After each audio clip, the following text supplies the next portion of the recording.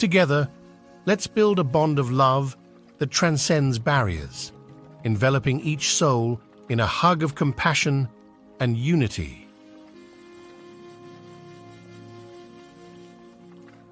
Once upon a time, there was a man in South India who wanted to get supernatural powers. Immediately our man set forth on a journey to Tibet.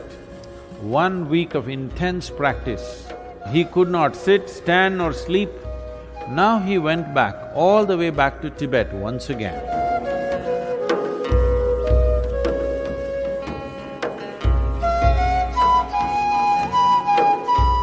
Many things in life seem to be romantic and magical. Right now, the flowers are blossoming in the jasmine plant out there. Such nice fragrance, looks magical, romantic. But there is a science and technology as to how to make it happen. Yes or no? One who knows what the plant needs and does the right thing, only he will have maximum flower and maximum fragrance, isn't it? Yes? So if you want flowers in your garden, what do? Flower, flower, flower, flower meditation. No flower meditation needed. You don't even have to think of a flower. You have to think of soil, you have to think of manure, you have to think of water, you have to think of sunlight, no flowers. If you handle these things right, flowers will happen. Flower is a consequence, fragrance is a consequence, it is not something that you do. Similarly, meditation is not something that you do. If you handle the body, the mind, the emotion and the energy properly, you become meditative. If you try to meditate, you will go crazy. I must tell you one story. Once upon a time,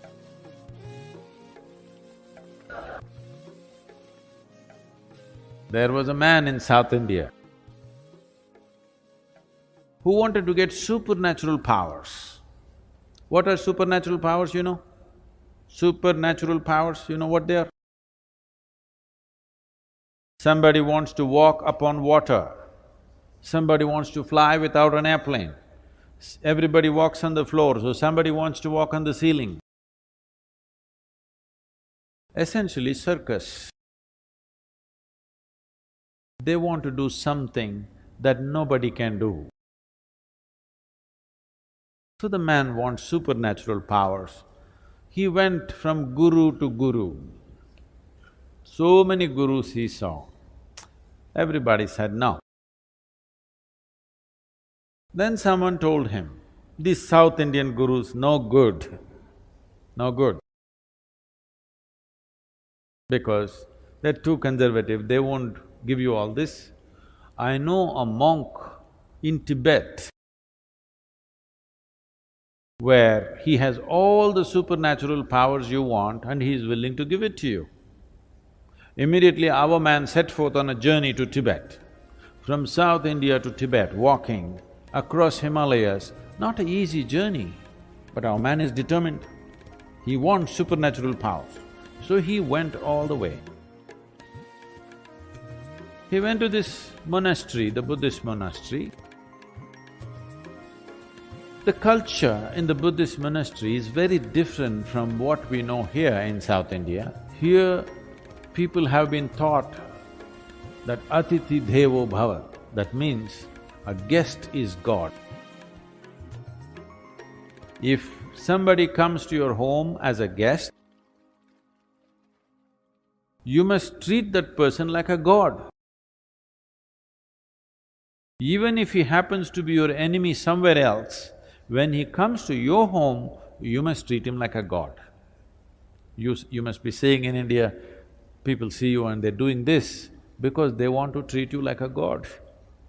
Because you come here, when they come to your place, they'll be different. But now that you're here, they want to treat you like a god. But in the Buddhist monastery, there is no such culture. If you go there, Nobody will ask you who you are. Not because they don't care for you, because in their life, the biggest thing about their life is to find out who am I. If a new person comes just now, as soon as he comes, you ask him, who are you? It's a very big question. Yes? Very big question, isn't it? So they don't want to embarrass you with such a big question. So a new person has come, if you do not ask him, who are you, what is the next possibility? Where do you come from? Do you know where you come from? Now you came from China, that's not the point. Where do you really come from, do you know? From where you came into this life, do you know? Do you know? No. Where is that? Mother. Okay, to mother's belly, where did you come? You really don't know where you came from, isn't it?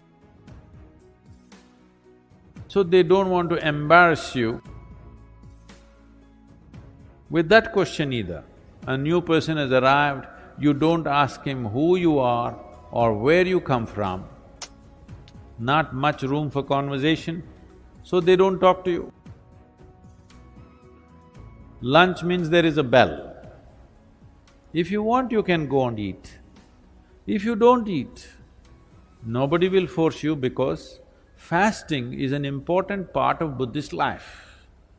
If you are not eating, it is greatly respected, nobody will come and say, come and eat, because they think you're fasting. This is a strange situation for this man from South India, because in South India, you must know this, if you go to somebody's home, it doesn't matter at which time of the day you go, you must eat. You tell them, no, no, no, I just had my dinner and came. It doesn't matter, you come to my home, you must eat. Because this is hospitality. This is a sure way to the hospital. Nobody asked him who you are, where you come and eat, nothing. He just hung around. When hunger overtook him, he went and ate and just hung around.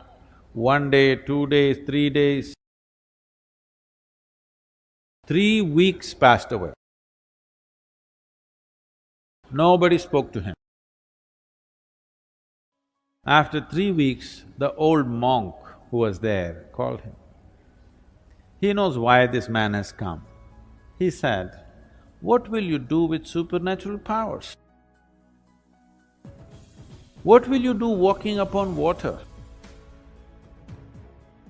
After 3 days, a boat will be better, you know. I will teach you the way of meditation. With this you can live a fruitful life. Our man said, no, no, no, no, I don't want your meditation. You think to learn meditation I have to come to Tibet? In India we know every kind of meditation. Don't you forget, Gautama the Buddha is an export from India.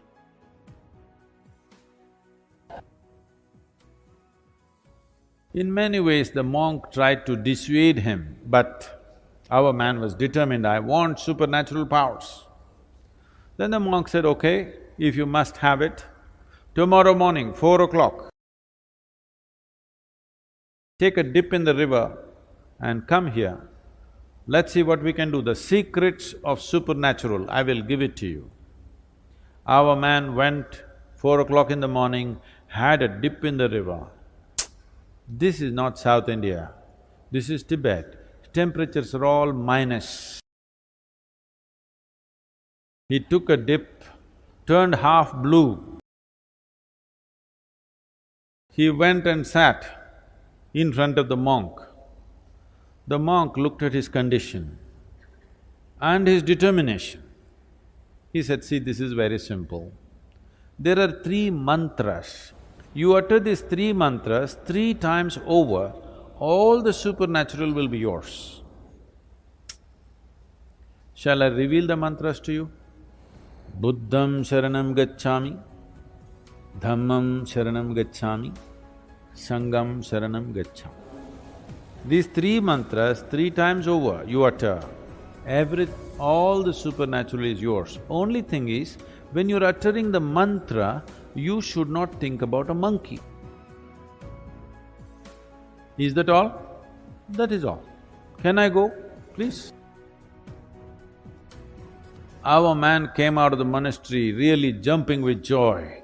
The fool of a monk revealed all the secrets of supernatural, and he tells me, don't think about a monkey. What does he know about my culture? Here we think of Vedas, Upanishads, Brahma Sutras, these are all the great scriptures. Why will I think about a monkey? Am I a hunter? I have not seen a monkey in the last 10 years. Like this, thinking about monkeys, he came down to the Indian part of Himalayas. There is a sacred river in India. You heard of this? He came down to the sacred river Ganga, had a dip in the river, sat down. Buddham, monkey. Monkey means another dip in the river. Sat down. Buddham, monkey. Another dip in the river.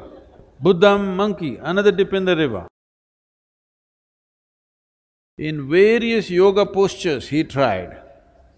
Bu means monkey comes. 1 week of intense practice, he came to your place, he does not have to do anything. Only monkeys, inside monkeys, outside monkeys, a universe full of monkeys. Now, he could not sit, stand or sleep, monkeys everywhere, inside, outside, everywhere monkeys. Now he went back, all the way back to Tibet once again. He went to the monk and said, I don't want your supernatural powers, first relieve me from these monkeys. Now, this is the nature of your mind. If you say, I don't want something, only that will happen in your mind, isn't it? Only monkeys. No, don't think of a monkey. No, you cannot think of a monkey. Only monkey. The more you do that, more monkeys will happen. Or what I'm saying is, without understanding the fundamental nature of the mind, if you try to do something head-on with it, you will go crazy. So many things that you think you want to forget, you will never forget.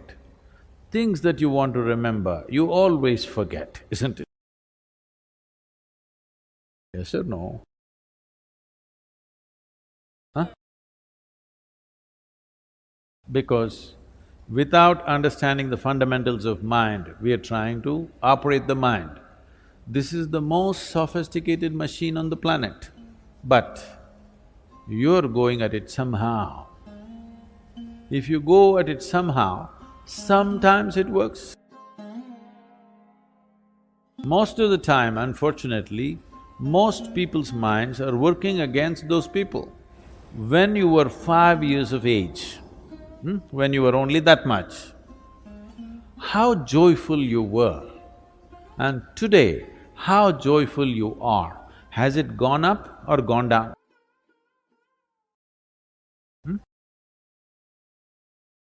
That means your mind is working against you.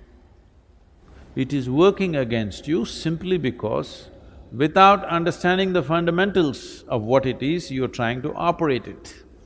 If you have a sharp knife, you must have a steady hand, yes? Yes or no? If you have a very sharp knife, you must have a very steady hand. Unsteady hand, you will either cut yourself or cut somebody. Yes or no? That's all that's happening right now. Once you became a human being, you have a sharp knife, no steady hand. That's why yoga, to create a very steady hand, so this sharp knife can be used the way we want, that it will not cut us all the time. Right now, all the misery that you see on the planet, all the human misery, that is happening on this planet. Where is the manufacturing unit? Shanghai? Where is the manufacturing unit? In your mind. Every kind of misery is manufactured only here. This should be manufacturing bliss for you, ecstasy for you, but it's manufacturing misery because there's no stable platform, it's all over the place. Once this mind begins to work for you, once you are blissful by your own nature, there is no fear of suffering. Once you become like this within yourself, that your mind takes instructions from you, whatever happens, I will keep this blissful, this will become magic. This will become a fantastic instrument of well-being. Now you would like to explore the full depth and dimension of this life. Continued, I would have never faced my present predicament. Now, the Bhujangasana or cobra position, which is also known as Mackenzie something, is critical for the health of my spine. There are many other asanas or positions which can help me get my strength back as I feel little better and able to practice those. The asanas will not only help gain my physical strength, but it will contribute to my mental strength through the meditational aspects of yoga. I thought I'll share my most recent experience so that others like me in similar lifestyle situations can also learn and prevent the situation that I am in. Let's do yoga every day and not just one day in the year. Thank you. May I now offer the floor to the distinguished permanent representative of Georgia, Excellency. I was thinking about asking questions, but in fact, it's not as much as asking questions, but how what you told us echoes in all of us. And it really does, because what we take from here, from all this wonderful conversation that we just had, is how complex things are indeed very simple if we indeed try to. As a person who is really honored and humbled to be here as a representative of my country, who was one of the 177 who co-sponsored Yoga International Day, I'm an also practitioner, or rather a very bad student to the school that I'm attending. That school is called Yoga in Daily Life, which is in the United States, in many parts of Eastern Europe particularly, but headquartered in Rajasthan, in Kathu, led by Vishwaguru Sri Swami Maheshwaranandaji. And what I learned from my personal experience, because after all, the oneness is sharing these personal experiences also, is what Patanjali said, that it's about having your mind free of disturbances. And if we indeed attain to be free of disturbances, we find peace with our mind that can really transcend and somehow start this chain reaction of peacefulness and oneness that we all long for, particularly in this organization. I'm glad that we have so many colleagues by now, or calling from Bangladesh. My good friend who sits next to me is also avid yoga practitioner, and many. And it is indeed probably high time what you just mentioned when Prime Minister of India said that we needed International Day of Yoga. It came indeed on a right time, and I'm glad that I was here on the right moment and right time. Thank you for your presence here. Thank you for your blessing. And indeed, if we try to, I think we can really attain that we are without disturbance, and we find this oneness and unity, and we tick those 17 goals one by one. And I really hope to, and I'm looking forward to that day when we will no longer have this beautiful poster behind you, because we will have that completed, because SDGs, in a way, to me, is somehow a manifestation of our common failure too, that we have to talk about SDGs.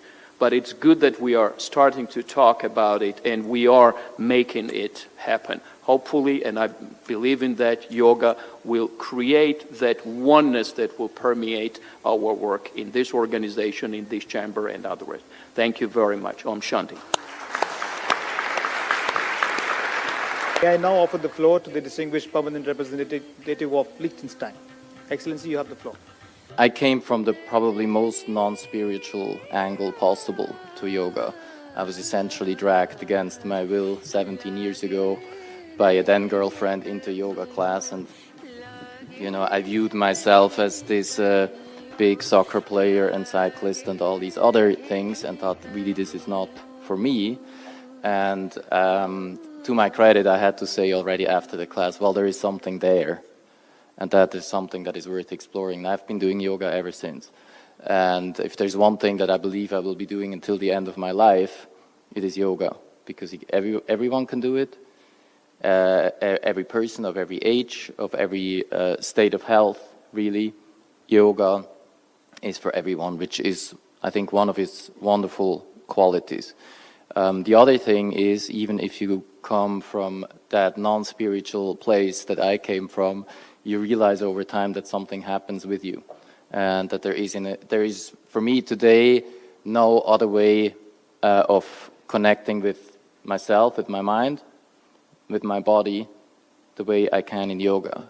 Sometimes I find out when I do yoga that before I did it, I didn't know how I was that day, and the moment I do it, I feel how I am, and I'm able to connect to myself, and that's also, I think, really the precondition for being able to connect with others. In looking at the theme and in thinking about this, for me the connection is very simple. The SDG agenda, tells us we know what the problems are, we know what the solutions are. We have to simply change our ways to get there, and then we can do this together. And I think this is where yoga can make a huge contribution.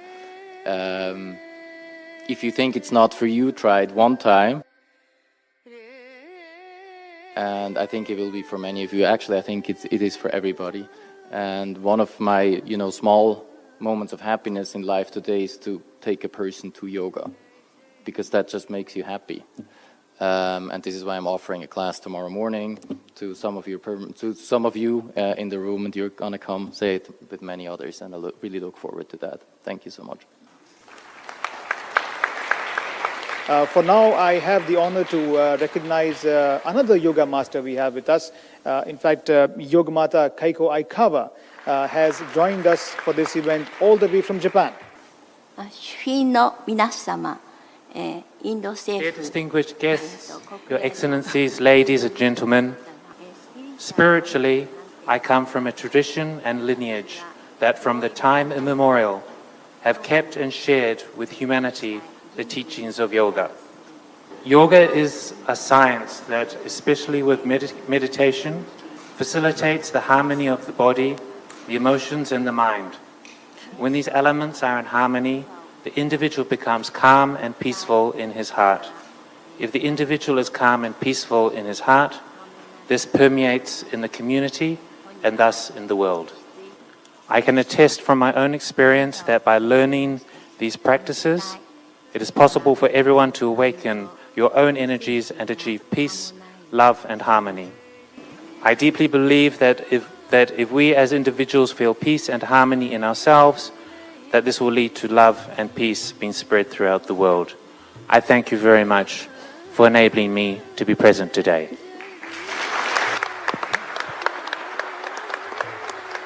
Thank you, Yogamata, for that message of love. May I now offer the floor to the distinguished permanent representative of Nepal. I come from Nepal, from the eastern hills of Nepal, a place, an environment which is extremely conducive for yoga, and I also come from a family and community practicing yoga. But then I'm always worried about this question of accessibility. It has to do with the commercialization of yoga today.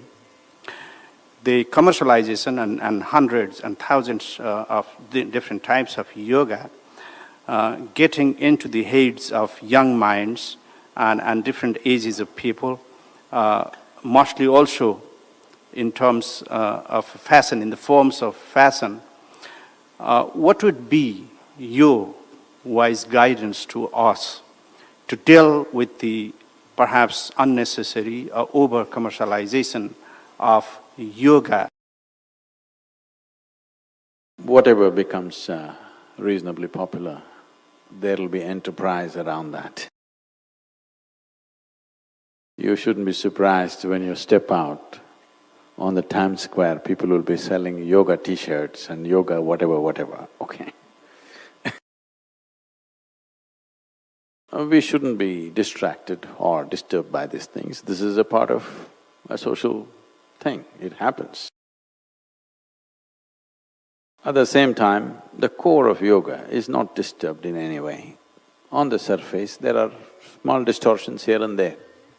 I would say for the larger public to start with, like this year, when, about 4 months ago, when I came to know that over 9,000 children below 18 years of age committed suicide in India and over 1,700 below 13 years of age committed suicide. I just thought, if our children start committing suicide, we are doing something fundamentally wrong. A child is a fresh life, a child is an exuberant life. A child should be a bundle of joy, but instead of that, they're deciding to take their own life, which is deeply disturbing. This is not a statement about the child who took his life, but this is a statement about all of us. What are we doing with our societies? So, off the cuff, I said, let's touch 10,000 schools. But today, with the cooperation of various state governments, we are touching nearly 30,000 schools, over 20 million children. Why I'm saying this, why this has become possible is because we are offering what is called as Upa-yoga. Upa-yoga means pre-yoga or sub-yoga. Why this effort towards Upa-yoga is, if you offer yoga, however innocuous the practice may look to start with, it has a spiritual dimension to it. Transmitting spiritual dimension to an unconscious population who are not ready for it, and without a certain level of expertise in the teachers, could be responsible over a period of time. So, we are teaching Upa-yoga, which has mainly physiological and psychological benefits, and here you can't do anything wrong, it's on the video. All the teacher has to do is make corrections and make sure people are not doing it wrong. I think it's a good way to spread yoga in the world is through Upa-yoga. Upa-yoga, the word Upa-yoga in Indian languages today has acquired the meaning of being useful, but actually it originates from this, that it's a pre-yoga or sub-yoga or a startup yoga it is. And it's best to start that way with large populations, because when you start off an unconscious spiritual process for people, many of them may not be ready for it, even if it's a good thing. Even if good thing happens to you when you're not ready for it, things may not work very well. So, Upa-yoga is a very distinct way and a safe way to take yoga to the world large scale. After this happens, once they feel the benefits, once they experience what difference it makes, they will naturally seek yoga in a more serious manner, and that is when yoga should come into their lives. This could solve the concern that you expressed, but at the same time, somebody is doing something funny in the name of yoga, it doesn't concern me, because those things will always happen. But it's good that even commercial establishments are talking yoga. This means it's really on. I will now call upon Mr. Herman Bravo, who is the president of the Yoga Club right here at the UN. Mr. Bravo, you have the floor.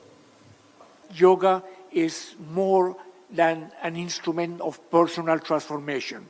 Yoga has, as many of the speakers have mentioned, particularly Sadhguru, a social dimension. All that because the word yoga, as Tao remember us, yoga means union. Union between the body and the mind, union between us and other human beings, union between human beings and nature.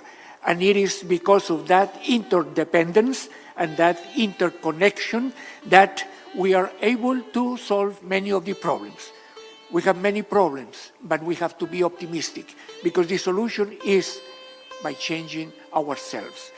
Many of these strategies organized by the UN, they have a political meaning. They have the access to technologies, and they have the will at the political level. But all that is not going to work unless we go at the individual level. Yoga means personal transformation.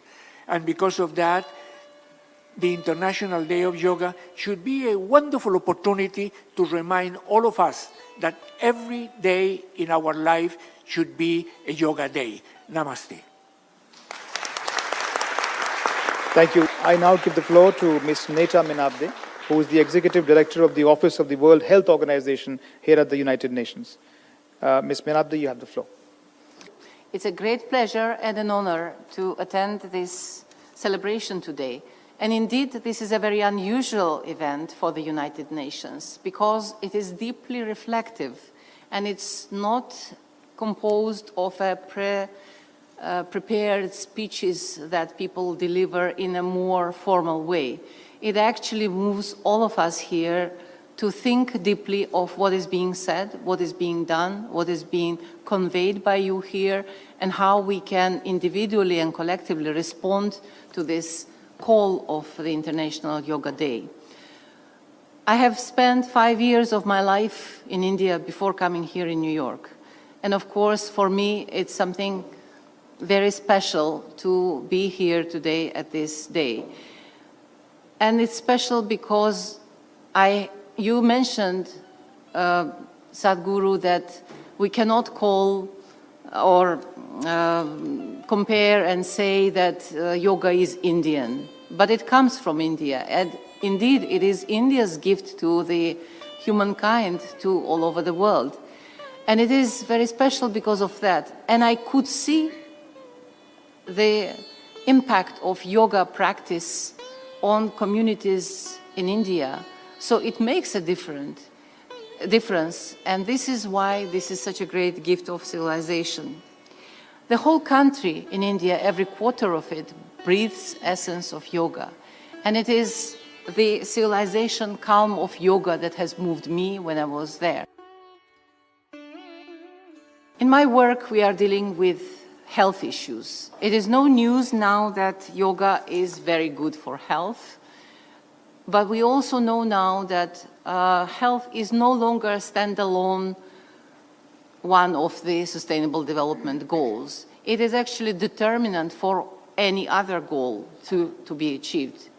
Therefore, yoga has a very different meaning and different, indeed, interconnecting nature, because it does help people to feel better, live better, breathe better, act better, unite better, come into interconnectedness, which is indeed essential for sustaining our planet and connects planet to people.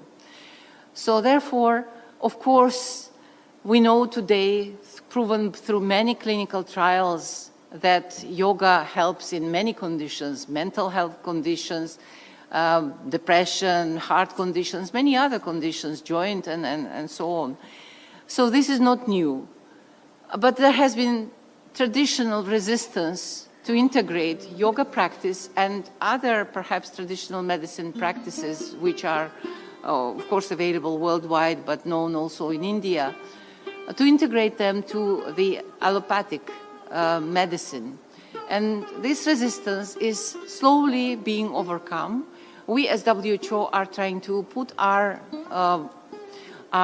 support into this process. Recently, this year in May, in fact, India has signed an, I would say, landmark agreement with the World Health Organization to promote traditional medicine, yoga included, and to ensure quality and safety of these traditional practices, but more so to integrate these practices into our health services, primary health care, and all other services that we know. So it is now deeply understood that as all of human beings need some or another kind of health services, be it vaccination if they are very healthy, or any other more serious services, they also need to practice yoga because it prevents many illnesses, it also gives peace of mind, it teaches us how to cope with all those different things that modern life stress puts on human brain. And therefore, we stand forward and we want to support promotion and inclusion of yoga into medical practice all over the world. We will collaborate with India on that. But my question to you would be, is there any good secret beyond of what you have said? How we can bring these different dimensions of health together, integrate them in a better way, and make sure that yoga is no longer seen as something separate from what we do in health services traditionally. Thank you. Thank you very much for being here today.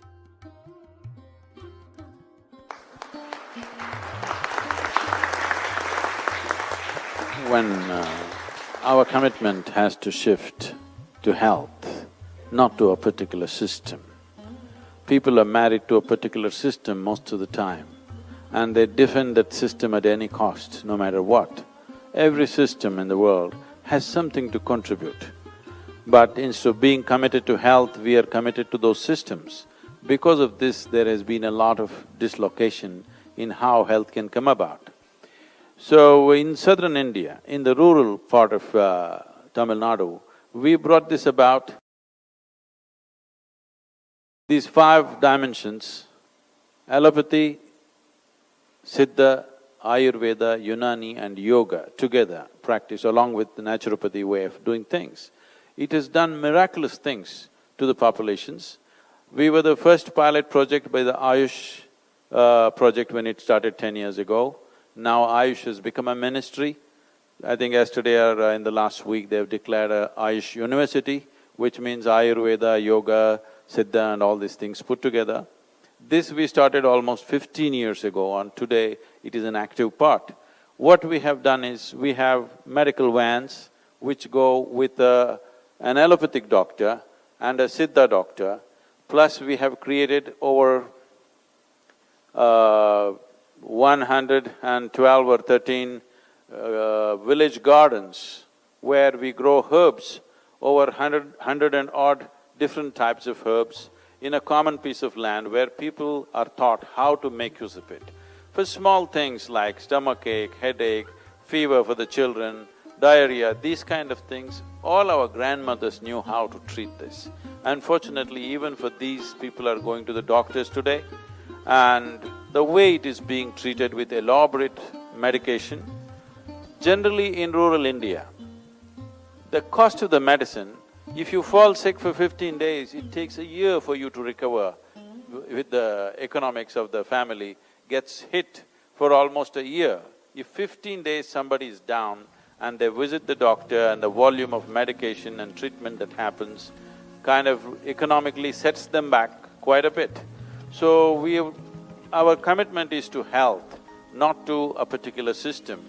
And right now, the government of India is doing serious efforts to integrate this thing, and we've been doing this for over 15 years very effectively. I must tell you, a simple thing in rural India which can be… I was just last 1 week I was in Africa, even there I thought this is something that will work. We created what is called as a wave of health. About simple things, how health can be created within the family, for every family. One of the things that was done, I won't go into all the details, one simple thing we did was, every home should have a papaya tree, a banana tree, a murungu tree and a patch of green. This transformed health situations in such a big way. You won't believe such a small initiative, such a simple initiative, what a difference it has done to people's lives. Like this small initiative can be brought because considering the economics of those families, it's very important we need to come up with solutions that works for them. In this, yoga practice has a significant role because creating a vibrant, healthy, vibrant and effervescent population is very, very important to fulfill the sustainable goals. If we don't create that kind of population, we will be only talking about sustainability, it will not happen. We need to create this, and the goal is the tools of self-transformation should not be in the hands of a guru or an organization or some other authority. The idea is to bring this into everybody's life. Like today, everybody owns a toothbrush, which has created oral health. Just like that, everybody should have some tools for self-transformation. It is with this kind of commitment that we are going ahead, and there is a big support now in the world, wherever we go. In the remotest parts of Africa that I was there in the last 1 week, it was incredible to see that all of them know about yoga. I know this 25 years ago when I went into rural India in a big way, they knew what is Coca-Cola, but they did not know what is yoga. But today in the remotest part of Africa, people know what is yoga. This is transformation in many ways. Thank you, Sadhguruji. And now, would you like to reflect on this question? I'd like to thank you all. There's been so much beauty in this room and so much intelligence that of what the world is all about and what we are all about and what we're going to do about it. And I think that it's absolutely fantastic to sit here and listen to all of the things that I've pondered for so many years and wondered about, not always finding the answers. But today was a revelation and a very special thing to happen to the whole world. In this room, you've started something that we've needed for a long time. It's out in the open now. Yoga is beautiful, but yoga is only beautiful if we use it and we make it part of our lives. I want to thank you all. I now give the floor to Mr. Rajiv Lalla, who has joined us all the way from Texas. If you could help us understand the role of a guru, of a teacher, not in the true academic sense where a STEM professor teaches me science and technology, but rather coming from humanity and that union among all of us. When you say a Sadhguru, you're saying an uneducated guru. That's what it means. Because you don't come to a Sadhguru to know about the scriptures, you don't come to Sadhguru to know about rituals. Because the only thing that I know is, I know this piece of life from its origin to its ultimate, and this is all I know. By knowing this, by inference, you know just about everything because everything is made the same way. Today there is something called as a constructional theory, where they're talking about how the atom and the cosmos are essentially fundamentally same design, only the sophistication and complexity is multiplying. So the amoeba and you and me are made the same way, only the complexity has multiplied. Having said that, in what way is a guru relevant means you're trying to walk on uncharted terrain.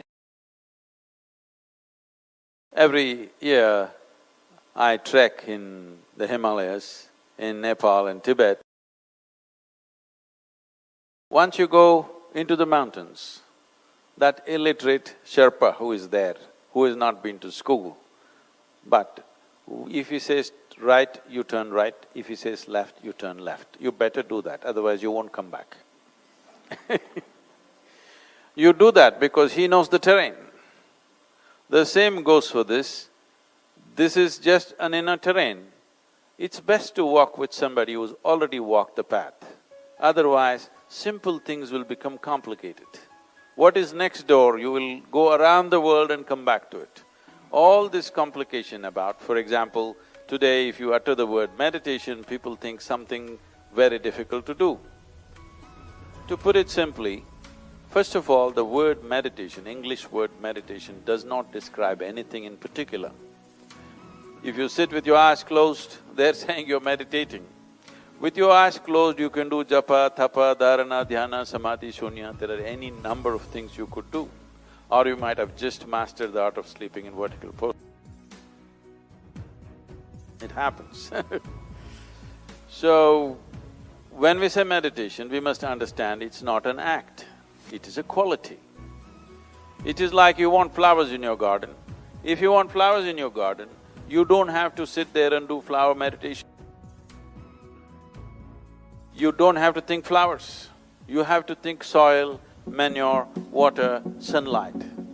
Have nothing to do with flowers. But if you do those things, flowers will happen because it's a consequence. Right now, because we have gotten into this madness of being a goal-oriented society, we are interested in the flower, we are not interested in the plant. This is the fundamental that the yoga will change within you. You understand that you have to handle the process right for a consequence to happen. So in yoga there is a saying that if you're goal-oriented, your one eye will be on the goal. That means you will find your way only with one eye, which is an inefficient way of doing things. If you use both your eyes to find your way, it's much more efficient. So, why is a guru needed? It can be done without it. I'm asking you a simple question. Even to learn ABC, the alphabet, you needed a teacher. But you could have learnt it by yourself. Maybe it would have taken a lifetime, but the teacher taught it to you in a month or two. That's a big difference. So, like somebody was talking to me and they asked, what is this guru about? I said, this is the GPS. A living GPS, the guru positioning system, you know. If you want to find your way, it's best in uncharted terrain, unknown terrain, it's best to walk with somebody who's already done the terrain once or many times. Otherwise, simple things will become very complex.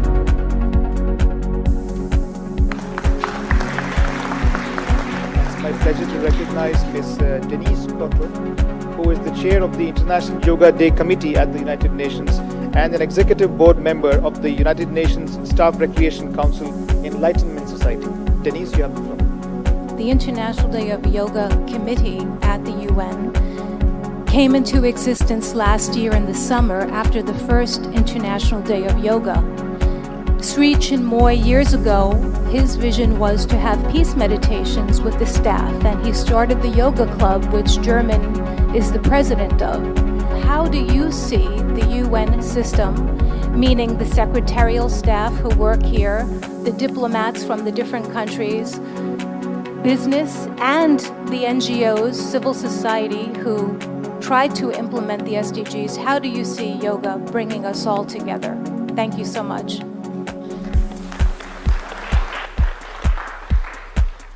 This is being said again and again about peace. So we need to look at this. When we say peace or mental peace as people are talking about it, today even so-called spiritual leaders are talking about peace being the highest goal in one's life. But I would like to ask you, please look at your life and see. If you want to enjoy your dinner tonight, even if you're not ecstatic, at least you must be peaceful to enjoy your dinner. If you want to enjoy the people around you, at least you must be peaceful and happy. If you want to enjoy your walk on the street, you must be peaceful and happy, otherwise this is not possible. So what is very fundamental to… a fundamental requirement in our life, unfortunately we are pushing it as an ultimate goal of our life. To be peaceful is not the highest thing, it is the most basic requirement. If a human being cannot even be peaceful, there is really nothing that they can do. This means that you're not even able to harness your body and mind the way you should. To look at it from one perspective, all human experience has a chemical basis to it. What you call as peace is a certain kind of chemistry, what you call as joy is another kind of chemistry, blissfulness another, ecstasy another, agony another kind, anxiety, fear, stress, tension. Thank you for watching. Don't forget to subscribe to not miss any new content and invite your friends to join us on this learning adventure.